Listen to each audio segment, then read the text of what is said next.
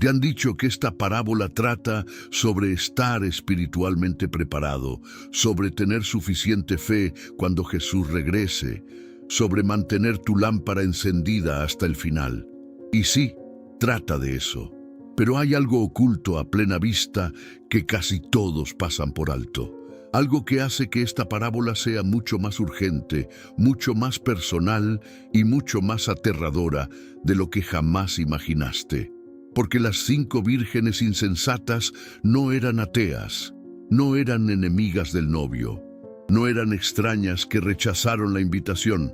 Fueron invitadas a la boda, se presentaron, llevaban lámparas, esperaron junto a las vírgenes prudentes.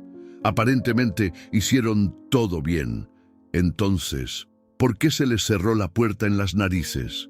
¿Por qué el novio, a quien habían estado esperando, las miró a los ojos y les dijo: no las conozco? Antes de profundizar, necesito saber algo. Deja un comentario abajo y dime, ¿qué te enseñaron siempre que significaba esta parábola? Quiero ver cuántos de ustedes escucharon la misma versión que yo durante años, la incompleta que los hace sentir seguros cuando no deberían. Ahora permítanme llevarlos de regreso al Israel del siglo I, a una calle iluminada por antorchas a medianoche, a una boda que está a punto de revelar una de las verdades más incómodas que Jesús jamás enseñó. Porque una vez que vean lo que realmente está sucediendo aquí, nunca más podrán ignorar esta parábola. La mayoría de la gente trata esta parábola como una lista de verificación espiritual. Estén listos, manténganse alerta, no se queden sin aceite. Listo, listo, listo. Pero cuando entienden lo que realmente sucedía en una boda judía del siglo I, la parábola deja de ser una bonita lección sobre preparación y se convierte en un cuchillo que corta directamente al corazón de lo que significa realmente conocer a Jesús. Esto es lo que necesitan saber. En la época de Jesús, las bodas no eran ceremonias de 1 hora seguidas de pastel y fotos. Eran celebraciones de varios días con 3 fases distintas. Y el momento más crítico, aquel en el que se basa toda esta parábola, ocurrió de noche, sin previo aviso, cuando todos eran vulnerables. La primera fase fue el compromiso, un acuerdo formal entre las familias. La segunda fue la ceremonia de compromiso, aproximadamente 1 año después, donde la pareja hizo promesas públicas. Pero la tercera fase, ahí es donde todo pendía de un hilo. El novio saldría de su casa y viajaría a la casa de la novia para finalizar el contrato matrimonial, la ketubá. Pero aquí está el detalle: nadie sabía exactamente cuándo llegaría, ni siquiera el propio novio. El momento dependía enteramente de una persona, el padre del novio. Él era quien daba la aprobación final. Él era quien decidía cuándo todo estaba listo. La novia podía esperar días, podía esperar semanas, y durante ese tiempo tenía que mantenerse preparada en todo momento, porque cuando el chófer sonara en medio de la noche anunciando la llegada del novio, no habría una segunda oportunidad. Y cuando el novio finalmente llegó, fue repentino. Un grito en la oscuridad, el sonido del cuerno de carnero y una procesión de antorchas por las calles de regreso a su casa, donde comenzaría el banquete de bodas y se cerraría la puerta. Las vírgenes de esta parábola no eran invitadas al azar que observaban desde la distancia. Eran parte del cortejo nupcial. Fueron elegidas para participar. Se esperaba que llevaran antorchas, no las pequeñas lámparas de aceite que imaginamos, sino bastones de madera envueltos en trapos empapados en aceite que arderían con fuerza en la noche e iluminarían el camino del novio. Y aquí hay un detalle que la mayoría de la gente pasa por alto. En esa cultura, todos en la procesión debían llevar su propia antorcha. No era solo para iluminar. Era una identificación. Era la forma de demostrar que pertenecías al cortejo nupcial y que no eras un ladrón, un intruso o alguien que intentaba colarse en un banquete al que no tenías derecho a asistir. Sin antorcha no había entrada, incluso si estabas invitado. Y aquí es donde se vuelve urgente. Las 10 vírgenes tenían antorchas. Las 10 estaban invitadas. Las 10 sabían que el novio venía. Las 10 esperaban en el mismo lugar. Las 10 incluso se durmieron mientras esperaban, lo cual, por cierto, no era el problema. Jesús no las critica por dormir. Las prudentes también dormían. El cansancio no es pecado, el problema era el aceite. Ahora bien, la mayoría de los sermones te dirán que el aceite representa al Espíritu Santo, la fe, las buenas obras o las disciplinas espirituales acumuladas con el tiempo. Y hay algo de verdad en todo eso. El aceite representa algo interno, algo que no se puede fingir, algo que hay que cultivar personalmente. Pero esto es lo que no te dicen. ¿Qué lo cambia todo cuando lo ves? Las 5 vírgenes insensatas nunca llevaron aceite. Mira el texto con atención. Mateo 25:3 dice: las insensatas tomaron sus lámparas, pero no llevaron aceite consigo. No dice que se les acabara. No dice que lo usaran todo y necesitaran más. Dice que nunca lo trajeron para empezar. Llegaron a una procesión nupcial nocturna con antorchas y sin combustible. Sabían que el novio venía. Sabían que estaría oscuro. Sabían que necesitarían luz, pero no se prepararon. Supusieron que todo saldría bien de alguna manera. Pensaron que podrían resolverlo después. Creían que habría tiempo. Y cuando el grito resonó a medianoche: «Aquí está el novio, salgan a recibirlo», se dieron cuenta con absoluto horror de que sus antorchas eran inútiles. Palos muertos envueltos en tela seca, sin luz, sin llama, sin prueba de que pertenecieran. Entraron en pánico, rogaron a las vírgenes sabias que compartieran. Y cuando eso no funcionó, cuando se dieron cuenta de que no se puede pedir prestado lo que tiene que ser tuyo, corrieron en la noche a comprar aceite mientras la procesión avanzaba sin ellos. Para cuando regresaron, jadeando y desesperados, la puerta estaba cerrada. El banquete había comenzado y ellos estaban afuera. Aquí está la parte que debería estremecerte hasta la médula. Cuando llamaron y clamaron: «Señor, Señor, ábrenos», la respuesta del novio no fue: «Llegan tarde». No fue: «Deberían haber sido más responsables». Ni siquiera fue: «Estoy decepcionado con ustedes». Fue: «No las conozco». No. No las reconozco ahora mismo. No. Técnicamente no estaban invitadas, pero no las conozco. En el griego original, la frase es aún más devastadora. Es una negación total de la relación. No se trata de reprobar una prueba, se trata de no haber tenido nunca la relación en primer lugar, y esa es la verdad oculta que todos evitan. Esta parábola no se trata solo de estar preparado para un evento. Se trata de si realmente conoces a la persona que dices estar esperando, si él te conoce, si existe una relación íntima y real, o solo una participación religiosa. Piénsalo. Estas 5 vírgenes insensatas no eran extrañas, estaban en la boda, eran parte de la fiesta, habían estado esperando junto con todos los demás. Probablemente cantaron las mismas canciones, dijeron las mismas oraciones, asistieron a las mismas reuniones. Pero cuando llegó el momento de la verdad, no tenían nada que mostrar, ni aceite, ni luz, ni relación. Puedes presentarte, puedes aparentar, puedes estar en el lugar correcto con la gente correcta, haciendo lo correcto. Puedes saber todas las palabras correctas y cantar todas las canciones correctas, pero si no hay aceite, si no hay una verdadera relación personal que transforme tu vida con Jesús, solo estás sosteniendo una antorcha apagada en la oscuridad. Y he aquí porque el aceite no se podía compartir. No era crueldad, no era egoísmo, era la realidad. Las vírgenes prudentes no podían verter su relación con Dios en la vida de otra persona, de la misma manera que no puedes comer por otra persona y esperar que se sienta satisfecha. No puedes tomar prestada la intimidad con Cristo.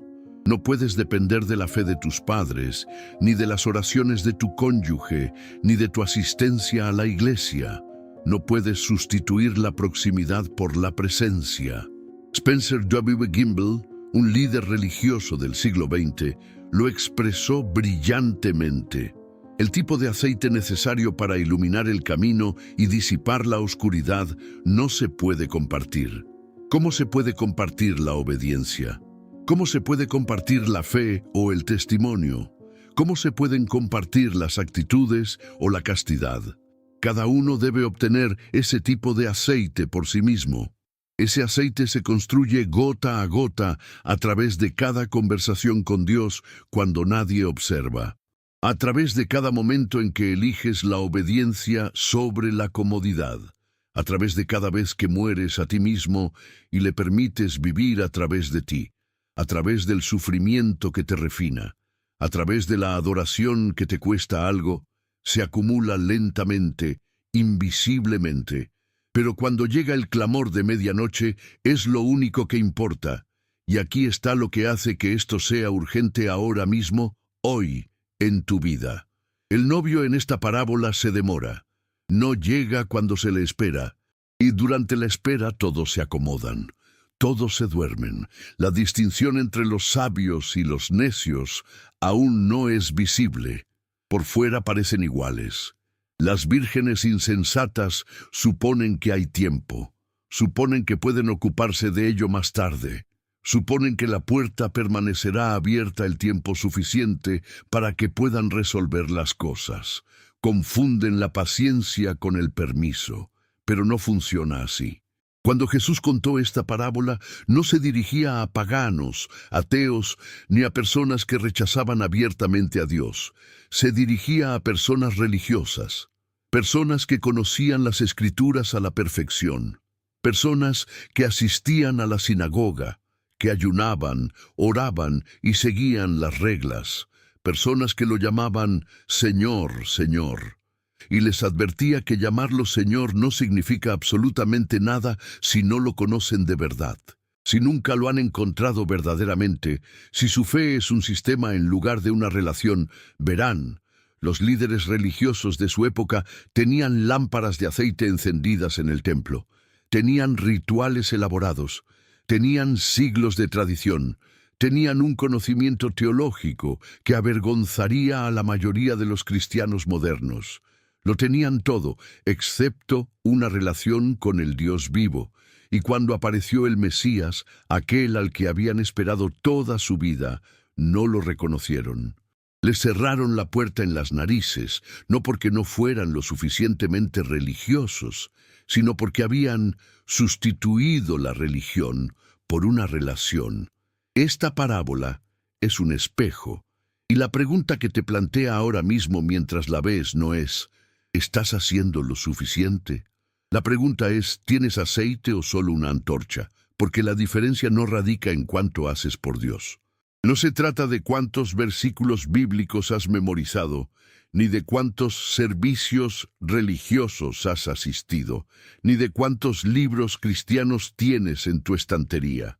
Se trata de si realmente te has encontrado con Dios.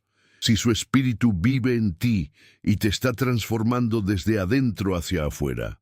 Si tu fe es una actuación para los demás o una persona sin la que no puedes vivir. El apóstol Pablo lo expresó así en 2 Corintios 13:5. Examínense a sí mismos para ver si están en la fe. Pruébense a sí mismos, no si creen en las cosas correctas. No se trata de si perteneces a la iglesia correcta, si tienes fe, si Cristo está en ti o si de alguna manera te han descalificado. Y eso es aterrador para mucha gente, porque significa que puedes estar en el edificio y aún así perderte la boda. Puedes estar en el lugar correcto con las personas correctas, diciendo las palabras correctas, y aún así estar del lado equivocado de la puerta cuando llegue el novio. Puedes pasar toda tu vida esperando a Jesús y aún así oírle decir, nunca te conocí.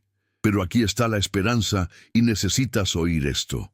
La parábola termina con una advertencia.